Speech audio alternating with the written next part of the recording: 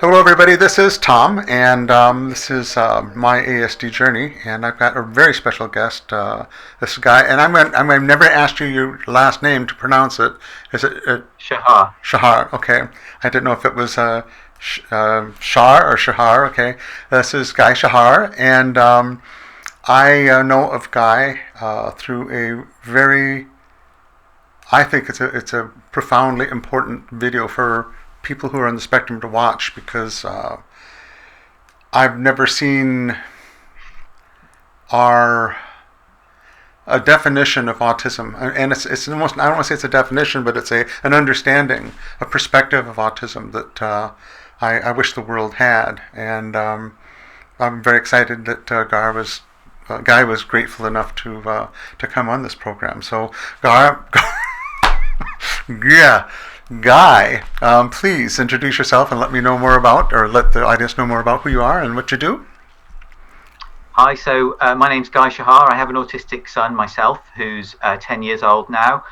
I gave that TED talk that you spoke about 3 years ago, and it led to the formation of a charity that I now run, and I'm now trying to get off the ground, launching its first services called the Transforming Autism Project. Wow, yeah, great. What I'm trying to think where to start on this. Let's start at the let's if you can, we'll start with your son as far as before all this happened. I just want to also ask that you're recently diagnosed too. So before all this happened, you had no idea that you were autistic. Well, I was increasingly feeling that I might be. Okay. And I had a few situations where I was talking to autistic people and I was saying things like, I think I might be autistic myself. And they said, well, of course you are. Do you think I'm stupid? Do I look stupid? So it was obvious to a lot of them that I was autistic, but I wasn't sure.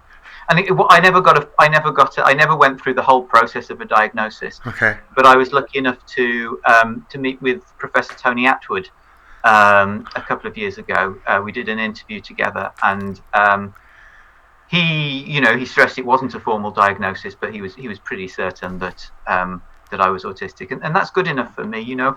All the signs were there. You can think of worse people to confirm it than him. Right, exactly. And really, I think the bottom line, at least what I found out, is that you could get a diagnosis. I think it's something that you learn, you accept in yourself. That if you're honest with yourself and really look into your past and your present and what autism is, you make the connections, and I think that's where you get the peace of mind of saying, yes, I am. Yeah, and when you sort of compare your experiences with the stories that other people are telling about their past, yes, and you think, wait, that's me. Yes. They're describing my life. Then that's a really strong indication. I'll never forget. That was exactly what happened.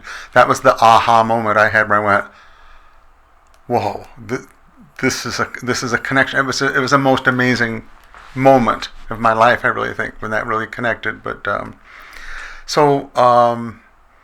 what if you wanted to sort of give a synopsis then of what happened with your son and where that led till today, I guess. So when he was 1, things started to regress. So he lost his speech. He lost any interest in communicating with us. He really just pushed us away. We really lost all communication with him. Plus, he became really anxious all the time and had these really, really profound and long-lasting meltdowns.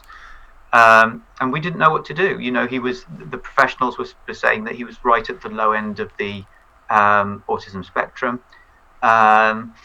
And that we would never have a meaningful relationship with him, and so on. And we felt sort of totally on our own and no idea what to do about it.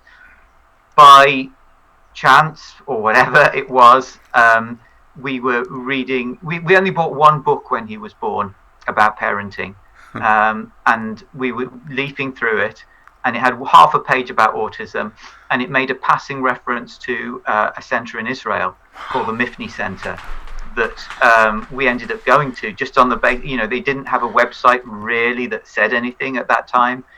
We connected with a couple of people who'd been there before, but we didn't really know that much about what it was about when we went. But me and my wife, we both do things in a very intuitive way, things that probably seem crazy to everybody else, but we really get a sense whether something's right or not.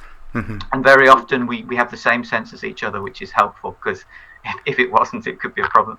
And we ended up both feeling that we needed to go there, that it was the one thing that we could do that would make a difference. Unfortunately, it did. Yeah. And basically it was play, but it was play in a specific way. It was a technique that they've developed over 30 years. They would play with him in a room for 7-8 hours a day, one therapist at a time, and in doing so, what they were trying to do was to create a safe environment for him. So first of all, they took away the stimulus, the sensory stimulus that is everywhere in daily life and is really too much for autistic children, autistic people, but also a type of stimulus that we don't often associate with autism and that we don't often register, which is emotional stimulus. The way that people communicate with each other can be very emotional, can be full of judgments, can be really loaded with impactful emotions, and took that away as well, and created a really, really safe, calm environment where it was then possible to make a connection with him and to very gently invite him to play, to a particular type of play, and to sort of he wasn't being constantly assailed by all that unnecessary stimulation, so he was open to respond to that invitation to play. And they really worked well with him during the 3 weeks that we were there, to build that relationship with him, to build that trust with him, to really help him to start to look outwards again and to understand for himself that it can be more fulfilling, for all its risks, with engaging with his surroundings, with his human surroundings, than it would be to retreat from them. And he responded very openly, warmly, positively to that. Oh. And I often think of a story we had that when we were traveling with him to Israel, it was a nightmare journey. He didn't want to give up his pushchair, which he had to do. It sent him into a meltdown. He was screaming. The plane didn't take off, and we were about to get thrown off the plane, but fortunately he just cried himself to sleep at that moment. And it was just such a shockingly stressful journey for everybody. The way back, he stood up out of his pushchair, proudly handed it over, took my hand and my wife's hand, and marched on happily to the plane with us. And it was just such a profound difference in a period of 3 weeks. And we built on that, because a lot of what they did over there was they trained us to carry on this work at home and carry on building this relationship with him at home, which we did over the next few years. Actually, it's a lot of work that we did.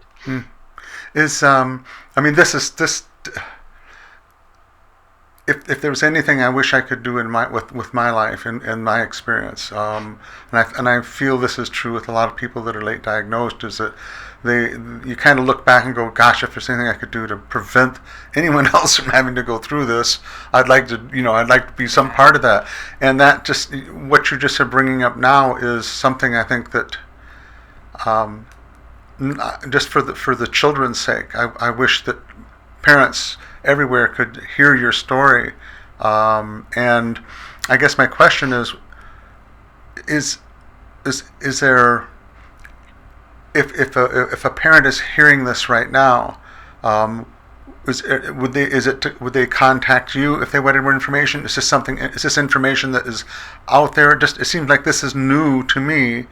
I've never been researching it, but this seems like it's something that's so important for parents to know about. Yeah. So if their child is under 2, they could contact the MIFNI Centre direct. Okay. The main centre is in Israel. There are a handful of other associated centres around the world. Okay. But the main centre is in Israel. yes, it's a treatment for very, very young children. We were very lucky to find it when he was so young. Um, if they're a bit older, that's difficult, and that's the gap that the charity is trying to fill at the moment, because we're looking at launching our first services as soon as we can. This COVID-19 situation's delaying the moment when we can do that, but we're looking at launching our first services, which is sending child psychotherapists who specialise in autism to parents' homes, and working with them to sort of coach the parents to really understand what's going on for the child in everyday situations, so that they can really understand the world from the child's perspective and learn to respond to the child in a way that makes them feel reassured, makes them feel that they're understood, which is a huge thing, makes them feel that they can be looked after, that they can trust their parents to look after them.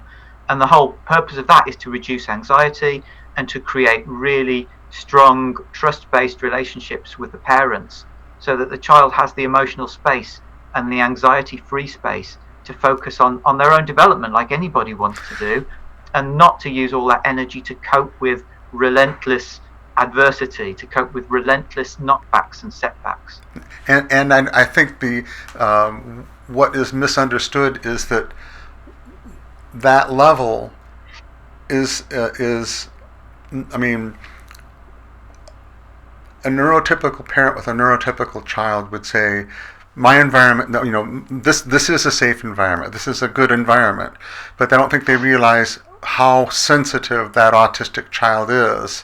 And that is, I don't know what kind of information's out there, how many people that are writing books or giving talks or whatever, if that is emphasized enough, I think that's so key for a parent to understand that you're dealing with, you can't use your own experiential life and as a child or as a parent and all those skills. You've got to retool those to a different level and to understand what autism is, what that child's experiencing,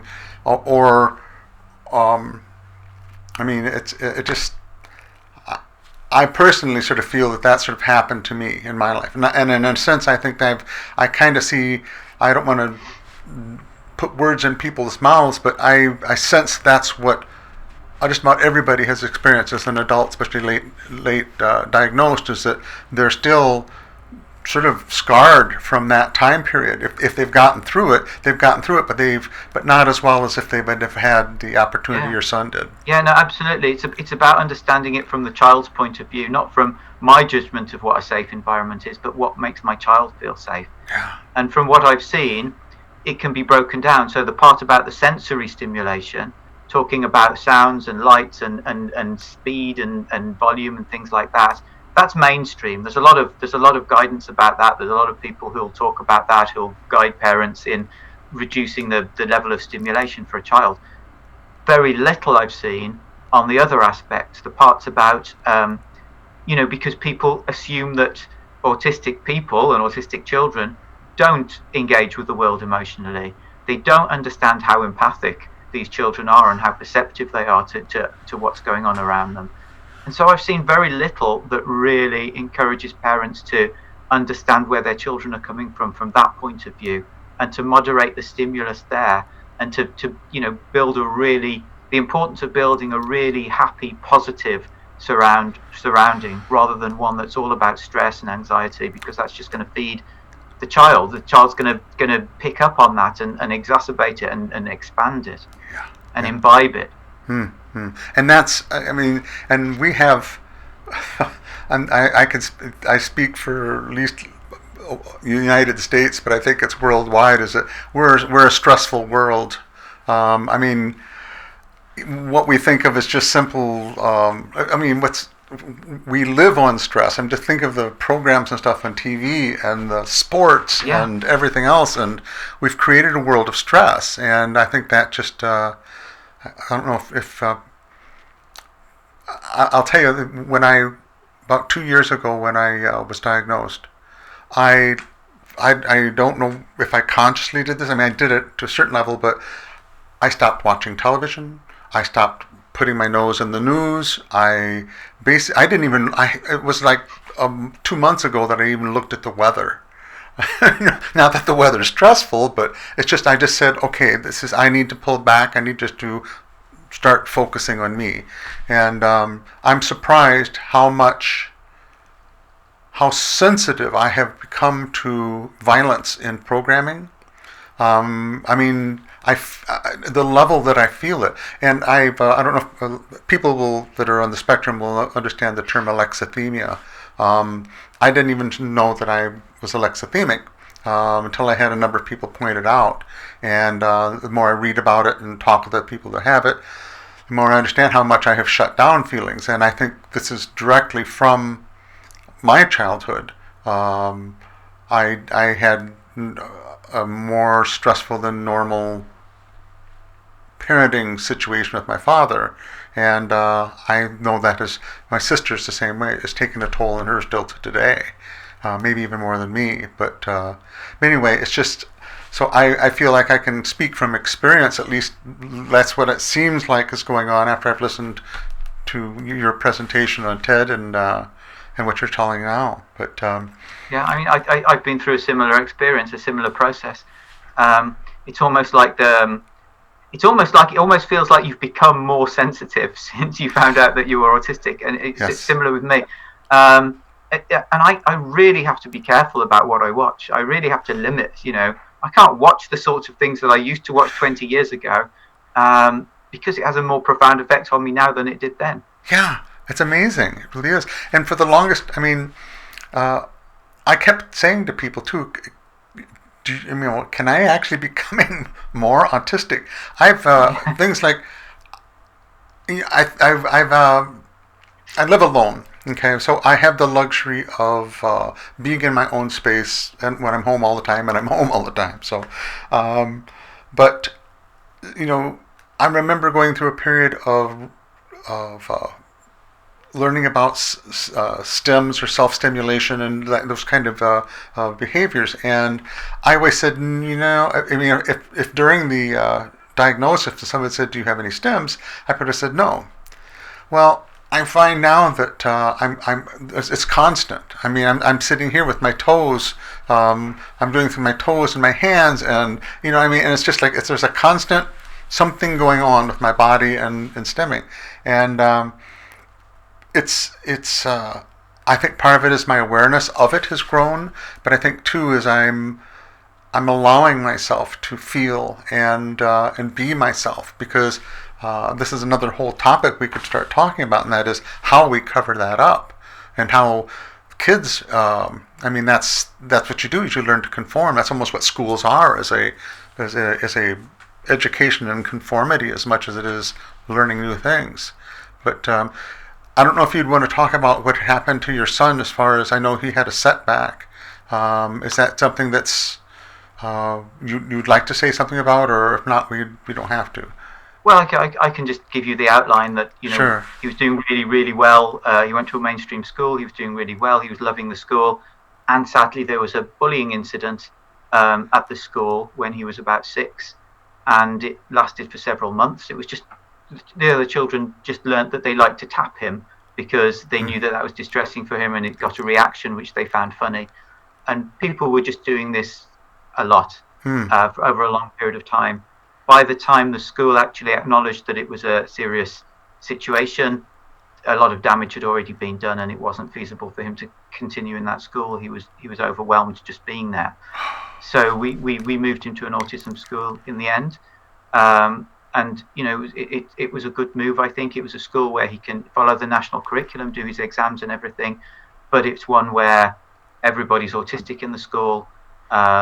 He gets smaller classes and a lot more care and attention, and most importantly, he has the acceptance and understanding. If he finds something difficult, you're not going to get, unless you're very unlucky, a teacher standing over him, pointing at him, instructing him to do something that's going to be profoundly difficult for him to do. There is that understanding, and he's given that leeway. I moved around. When I look back, if I could say what was one of the worst position or situation you could put an autistic kid in, I would say my life might have been one of them.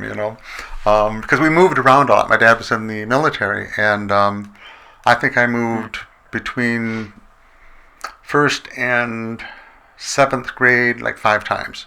So it was basically my whole concept.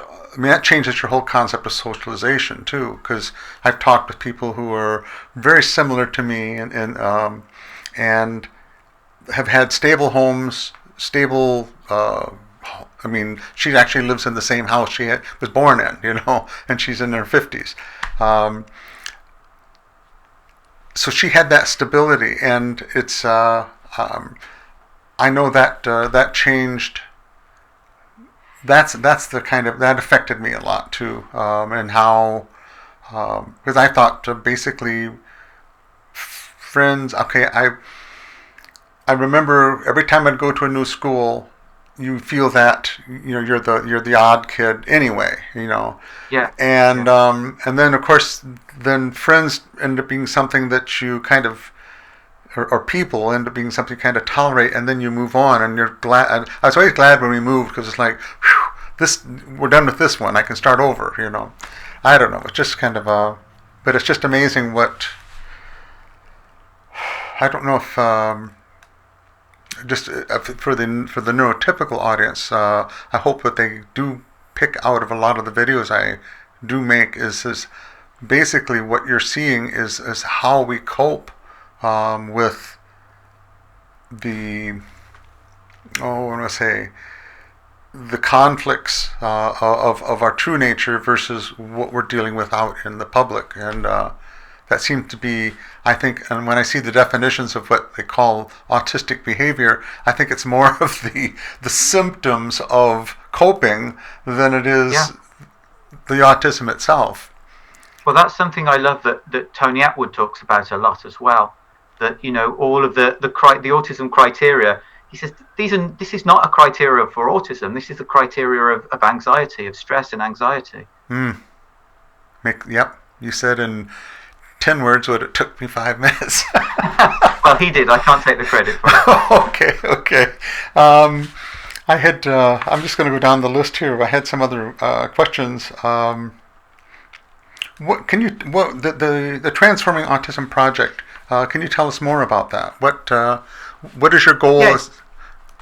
It's a charity I started, sometime after I did the TED Talk, and really, everything we've done so far has been online. We've done webinars for parents. So the idea is we are about putting forward a really different conception of autism, as you say, and we look at autism not as a disability, but as a condition of sensitivity, profound sensitivity.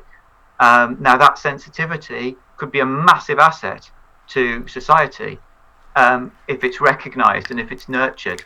But the autistic person is not going to be able to demonstrate that sensitivity and bring the benefits of it if that autistic person is constantly knocked off balance by stimulation, the emotional way that the world works at the moment and everything like that. So it's it's outlined in the TED Talk. TED Talk's called The Beautiful Reality of Autism, and it's had a really, really, really good response from the autistic community as well, which is really positive. But so that's really the essence of where the charity came from that perspective on autism. What we're doing within that is we're focusing on autistic children, young children, and early intervention, and intervening as early as possible, to try to bring about the sorts of changes that my son had when he went to the Mifni Centre in Israel. So the first set of services we want to sort of start them this autumn, is to send child psychotherapists to people's homes to work with the parents, as I was saying earlier, to really sort of try to create that safe environment for the child, to give them the best chance to use their childhood to set a strong foundation for their future, which is really it's really something that we found isn't available anywhere. It's something we found when we've spoken to parents. It's totally new to them, because when you think about it, I know things are a little bit different in America, but here in the UK, there's really very, very little available for young autistic children.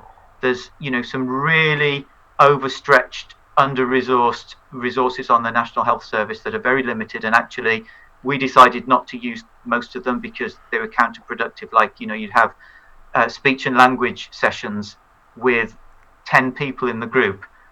Some of them might be 13-year-olds, some of them might be 3-year-olds, some of them might be sensitive to sound, others might have a thing where they shout all the time. So nobody's needs were really served, and you could see the people running the courses, poor people, because I'm sure they joined the profession because they really wanted to make a difference to people's lives. They weren't given the chance to do that because they were given a situation which was impossible. So you could almost see the defeatism written on their faces, and it must be a terrible experience for them. So this in the UK, this is something that just isn't there. In America, I know you have a lot of behavioural stuff, a lot of the ABA stuff, a lot of trying to train a child to behave in a certain way, which I don't think is really serving the child either in any sense. I agree. So this is something that to me sounds really basic, and it's almost embarrassingly basic that you need to have a charity that's proposing this, but it's just not there anywhere. So we do need the charity. I would be curious to see what is available in this country too, because I think what I've written on a website called Quora, and feedback I've gotten and just things that I've read about questions about autism, and I think at least some of the feedback I've gotten on the answers that I've given to questions has been parents that are saying, yeah, right on. And what I think is ironic too is that my gut feeling since all this began for me is follows exactly what you found with your son, what you're doing with your center, this whole emotional based focus that needs to be done on this. I mean, it's that's sort of the foundation of that needs to be addressed first. And but what I've been thinking as you've been talking here, because there are so many adults, and I guess I would count myself as one of these. I would like to know myself as an autistic person and heal from, get back in touch with my real self, because everybody I know has been so distracted, or I don't know the word I want to use. They've been so taken off the path of their real nature that I'm thinking that it seems like what you're doing with kids and what has worked for them may hold some sort of a key for adults that are trying to get their life back on track too. Do you know of anything about that that is being done, or? No. Okay. No, I don't. I'm not aware of anything, but I have a sense that I have a sense that this is really a universal thing. I have a sense that when I'm talking about young children, I'm actually talking more universally than that. More than just autism, you mean? Well, yes, I think so. But I meant more than just young children, actually. But oh yes, I see. Yeah. But I guess my comment when I said more than just autism is that I think to some degree, this is where I think one of the there's a profound insight that I think is being overlooked about the contrast that is created between understanding the psychology of the NT mind and the cognition and the autistic, because I think it's in that contrast they're going to see that what's holding true for autistic kids is like magnified by 10, 100 times, and those sensitivities also exist in NT kids, and that if the same thing could be, if the same sensitivities in schooling and how you approach kids and everything was used with NT children, that their lives would be better off too. Absolutely, 100%. Yeah, the best practice for children is best practice for children. It's just more urgent for autistic children. Right. And I saw some research somewhere that, and I lost it. It's great research though that took groups of autistic adults and non-autistic adults, and it got them to play all sorts of communication games and social interaction games and things like this. And the idea was to see what differences there were in the results, in how successfully the autistic and the non-autistic adults performed. The results were identical. They were exactly the same. There was a third group that they had that was a mixture of autistic and non-autistic adults. That's the group that had the difficulties. And that is sort of, that's really important for so many things. One, it's because, people often think that it's autistic people who have the problem. It's not. It's just that autistic and non-autistic people have a different way of communicating, a different set of social norms that are instinctive to them, a different way of expressing themselves.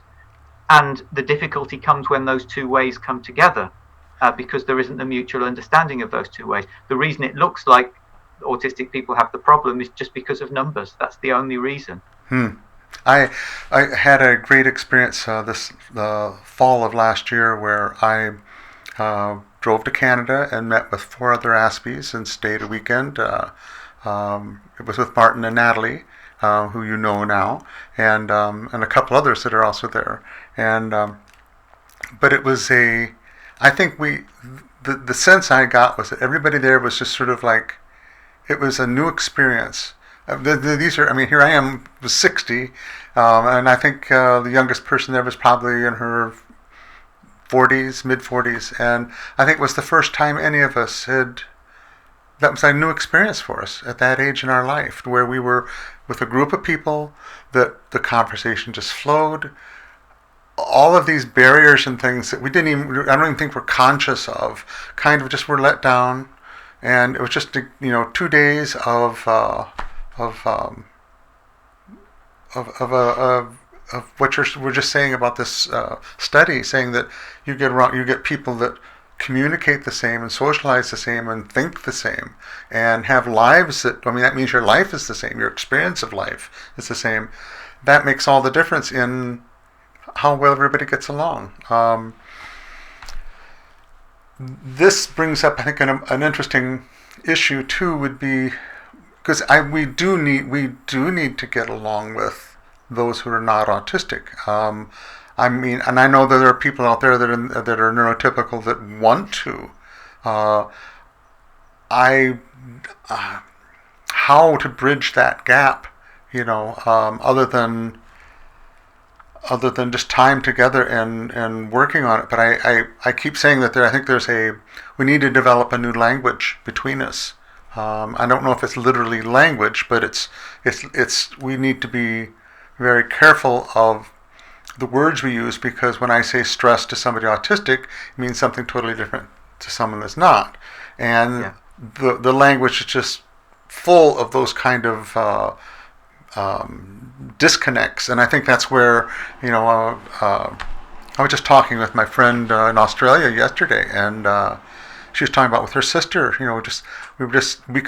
We could both understand what the disconnect was, and I think it was something about her sister was upset, called her, and we sort of surmised that what her sister really wanted was somebody to say, "I understand you're stressed," instead of what normal. I was listening to what her response was to her sister. It was like, yeah, normal. It was like, you're carrying on a conversation. You're talking about. You're giving examples of ways that you can relate and understand the stress, instead of just coming out and going, "Oh, I'm so," and it's like the total difference in expectations, and both people go away from the situation feeling like.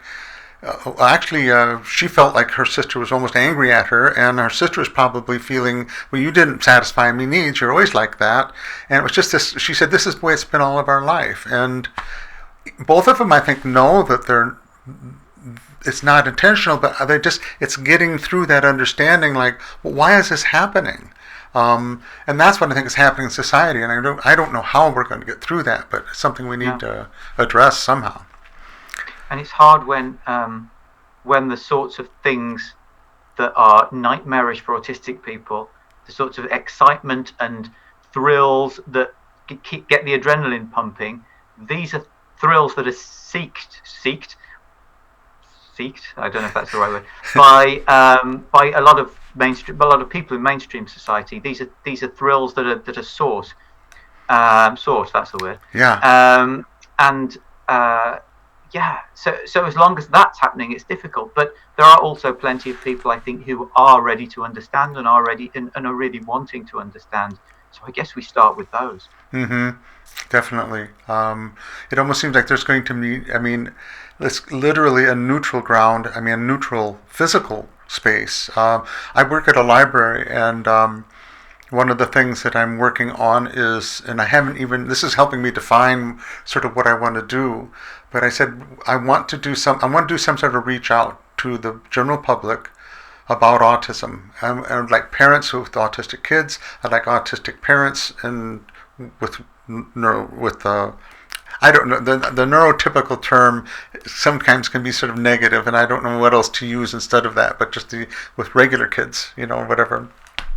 But trying to create that, just to, I feel like saying, okay, everyone, we've got a problem here. I don't really know how to solve it, but let's just come together, put our heads together, and let's just to talk about this. Let's get a dialogue going.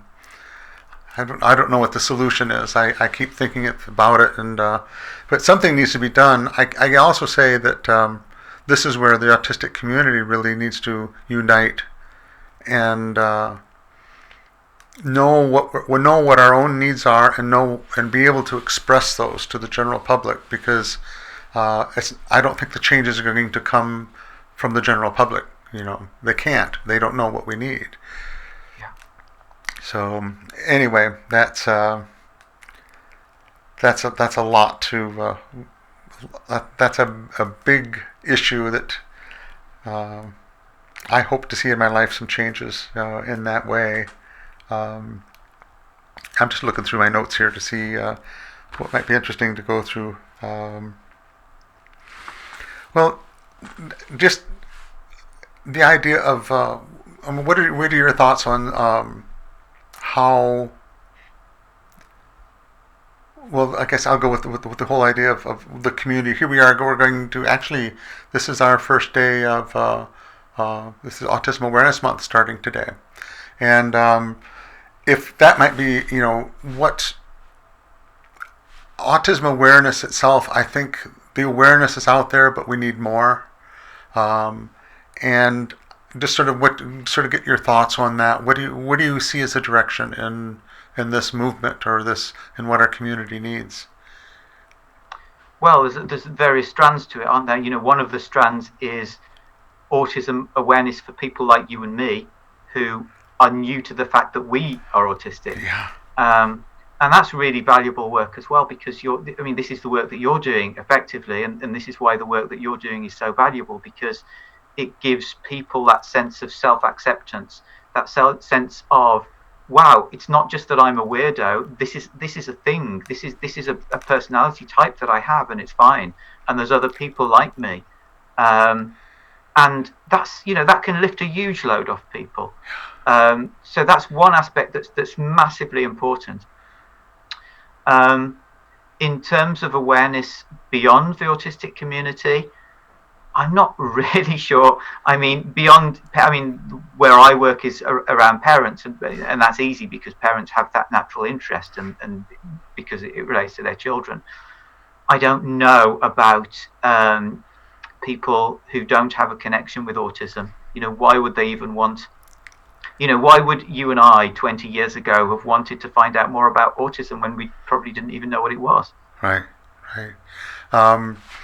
I think that this is where I think I had made the statement before, our community really needs to pull together and know ourselves as individuals, know ourselves as a community, and advocate for our needs.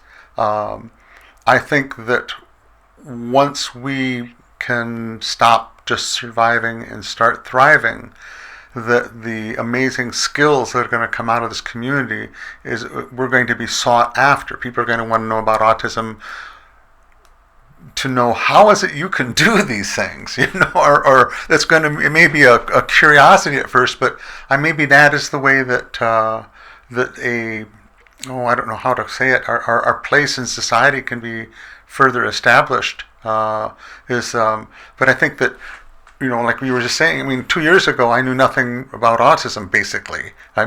And here I am now learning about it. And I think that as we get more comfortable in our own skin, so to speak, and we're able to talk about ourselves among people that are not autistic, and be able to say, yeah, I do this, or I do that, or I need this, or I need that. That that's the type of community awareness. That's what's going to start spreading and making these changes. But at some point too, I think getting on the, I'm going to say maybe the political side even, of advocating, saying, look, these are rights that we have. We're capable of working, but we can't work in these situations. And if we have the right situations, the right environment, there's so much that you'd be surprised that we can bring. There's so much that we can contribute, but you're just not seeing it. Yeah, exactly. Well, that's and I was thinking too. Then Autism Awareness Month is probably more for the people who are autistic than those who are not. I mean, it's a great sentiment to say, let's let the world at large know about autism. But I think what you were saying is true, that if people don't pay attention or don't want to, our energies may be best focused on our community and the strength or our unity, and what we can learn and what we can teach those who do want to know about autism. And that would be, I think that's a worthwhile and realistic goal. Because I think when I first heard about Autism Awareness, it was more of the, how many people really pay attention to what that month, so. Especially this year when it's obscured by other things. Repeat that, because the connection broke up just a little. I said especially this year when it's obscured by other things. Yeah. How, just go ahead. How are things in your country as far as the COVID-19? Just boring. Everybody's under house arrest.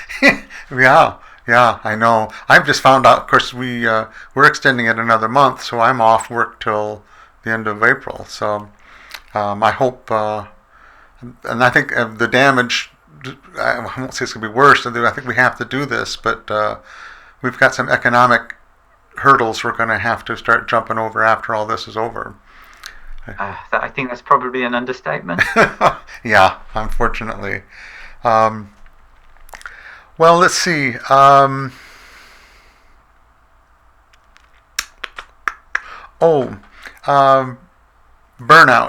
Would you like to talk about that? Okay. Right. It's something I've been become interested in recently. I see, just a few things that I've been exposed to that have brought this whole thing together.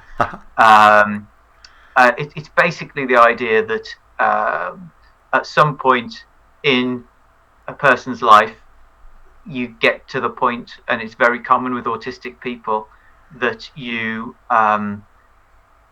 everything just becomes too much, and you just can't go on as you did before. And it's a type of burnout, which I'm suggesting is a combination of various different things that go on, various different themes that many autistic people, particularly undiagnosed autistic people, have through their lives. Things like, obviously, the sensory overload that we've talked about, the emotional overload that we've talked about, the empathic overload. I think autistic people, again, empathy is thought of as something that's the opposite of an autistic person, but I find that so many autistic people really have an intuitive connection and understanding with the emotional and the human element of what's going on around them, to the extent that it's too much, and they can't overtly interact with it too much, so it looks like they're totally retreated and cut off from it. But the sensitivity to it is there, that perceptiveness of what's going around is there. And I think an autistic person can very often have their condition changed by the condition of the people around them, which makes life really difficult to control and predict, because you don't know what condition somebody else is going to be in tomorrow. And it can have it can totally derail all of your plans. You know, if you plan to have a quiet day, really focusing on something, your whole focus can be disturbed because you meet someone who's angry because someone poured their coffee in the wrong way or something.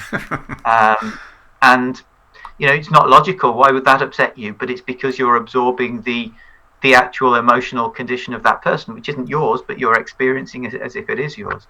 So all of that builds up as well. The fact that everything is, you know, I think we've got, in a sense, very sensitive brains, so that they can get overstimulated very easily. Something happens, and you can't just compartmentalize it and put it to the side and say, okay, I'll park that, I'll have a look at it later. There's an urgency there, and it doesn't leave you, even if you want to leave it. So all of these things, in conjunction with the fact that the way we're supposed to live our lives and the way that we're expected to live our lives requires us to override all of those things, all of those the ways that would be natural for us, you know, to sort of take time out after a stressful event or after something's changed, or to go to slower pace doing some things and a faster pace doing other things. It's almost like the requirements that are put onto us are the opposite of what would be ideal for an autistic person. And to have to compensate for that year in, year out for decades takes its toll. And if you're someone who's got a professional life and a career, especially if it's a corporate career or something like that, and a family life on top of it, and you're fitting into society in so many other ways, it can feel insurmountable. So yeah. Burnout is just what happens as a result of all of that. Yeah, I know a number of people that you know, and I, again, when we talk about stress and somebody that's outside of our community is listening to that, we're talking about levels of stress. I mean, it breaks my heart, but it's not unusual. But I know I have one friend in particular that said, you know, what I'm getting to is the high rate of suicide and ideation about suicide. And my friend was saying, you know, I've had it. I've got kids I've got to take care of, but once that's done, I think that I will probably end my life at some point, you know, after all this. Now I'm hoping that changes, and you know, I hope that's just was the moment, you know. But I know her life, and I know how horrible. I mean, love. You know, it would be a bad life for anyone. But then with her sensitivities and extreme, she's on the extreme end, and but I would just, you know, I guess I'm just want to sort of say that because we're talking about levels of stress that I'm surprised that we must be an extremely strong people, because I don't know how many people could endure this level of stress constantly. I mean, I think it's on the level of, you know, meltdowns are like nervous breakdowns. I mean, I don't know if people can understand that this is not just a bad day or being upset, but it can go to the point of being a survival, instinctual, biological reaction, and it's not even conscious. All the time. I'm not saying for everybody, and we keep going through it, and we keep going through all of that. Yeah. And it's like, you know, it's a really powerful evocation of that, what you shared about your friend, that she's going through life, she's doing all of her duties, she's doing what she has to do, but with that underlying preference for not being here. Yeah. And I think that would be really, really almost impossible for somebody who wasn't autistic to imagine. Yeah, yeah, and how common it is. So I remember the statistics I remember reading was that 1 out of 3 attempt or succeed at suicide, and 3 out of 4 ideation is. And I don't remember if it was constant or if it was just that they have had thoughts of suicide. But the people I've talked with, I mean, it's just, I know people that to a lot less than before, but to a certain degree, even for me, that it's sometimes it's sort of a reaction. It's like I can't do this anymore. I mean, because I think it's like you say, you get pushed and pushed and pushed and pushed and pushed, and there's just no more flexibility left. Is sort of what the burnout ends up.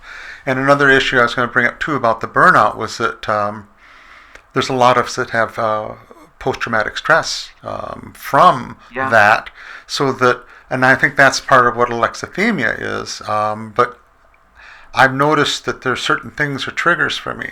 Conflict, because that's what was happening as a child around me all the time. And that is like, I just kind of go, I mean, at some level, you wouldn't see it happen in me, but there's a part of me that just, this freezes up, and it's just, there's so many people that have all these different little buttons that are constantly pushed that are autistic, that it's difficult, and that's what people don't understand. Is there? We've been doing this now for 50 minutes or roughly, and is there anything that, in closing, that you would want to? I don't know if it's to the autistic community, if it's to parents with autistic kids, or all the above. Is there anything that you would really like to emphasize, that there's watching this program and you'll end it by saying, this is one thing I want them to remember, or something like that? Oh, well, I guess for parents, I would say your child is not disabled. Your child is a human being with enormous potential and enormous richness. And it's really worth sticking with it to discover that and to bring that out. And as much as we can do to help us out as a charity, we will. We've got, at the moment, it's all online. There's a load of webinars, a load of articles. There's one about burnout itself, actually, coming out this week, so it should be out by the time people see this. But, our services are geared towards that as well. For autistic adults, especially undiagnosed, who are coming to find out that they're autistic, I guess it's a very similar message. It's, you are a valuable person. You are not disabled. There's nothing wrong with you. There's nothing impaired about you. And it might be hard sometimes to see the positives of living this experience, but to focus on what positives there are is really powerful.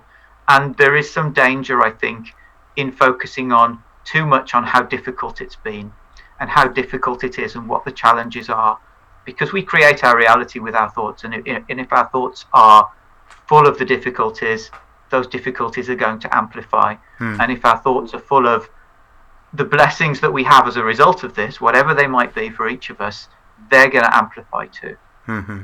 Good, very good. I agree 100%. Yes, it's and if I was going to add anything, I think it would be just those who are actually for all groups, for parents and for people that are recently diagnosed. One of our amazing blessings of technology is you have a world in front of you at your computer, and you have a community and support there, and understanding, and an ability to learn and answer questions that you can't answer yourself. And it's a good time to be autistic in a lot of ways. And I thank you, Guy, very much. This has been, I think, a great discussion that we've had, and I think there's a lot of good information for people they'll get out of this. So thank you very much for joining me. Thank you, Tom. I've enjoyed it a lot. Okay, and thank you everyone for watching. And this is My ASD Journey, and this was Guy Shahar, and I'm Tom Geisler, and thank you for watching. Good day.